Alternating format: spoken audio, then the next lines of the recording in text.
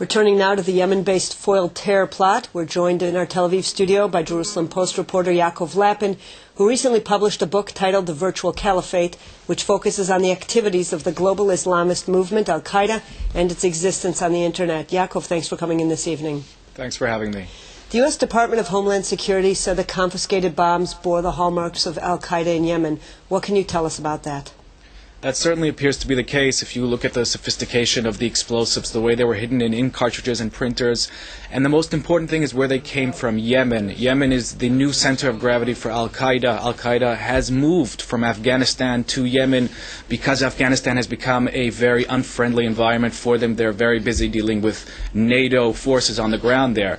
And the most important thing, I think, to note here is what allows them, the platform which allows this organization, this decentralized global terrorist organization, which is known as Al-Qaeda, what allows them to move from country to country is the Internet.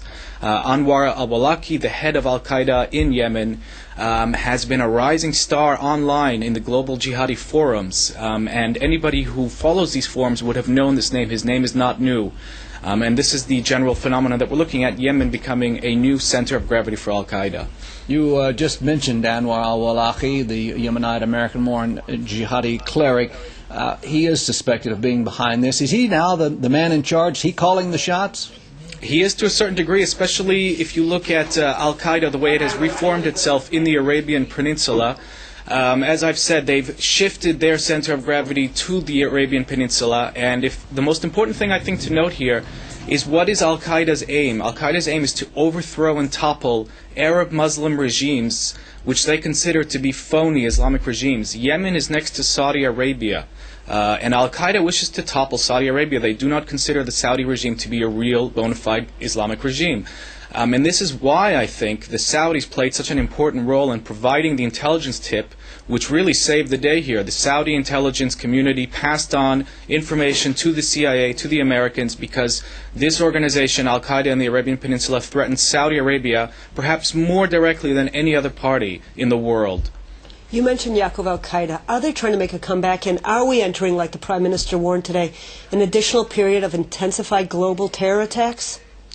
I think it's very hard to predict the intensity of the terror attacks, but one thing that can be said with certainty is that it's a constant threat. Al-Qaeda is a very opportunistic organization. When they can identify a weakness in the system, as they've done now, it's been an open secret in the aviation security world that cargo planes and packages are the weakest link in aviation security.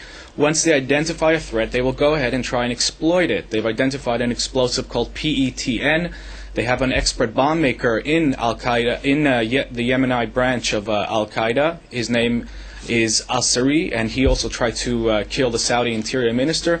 Once they've identified techniques that work, they will go ahead and use them. This will be a constant threat, probably for decades to come, because of the fact that Al-Qaeda has no clear base.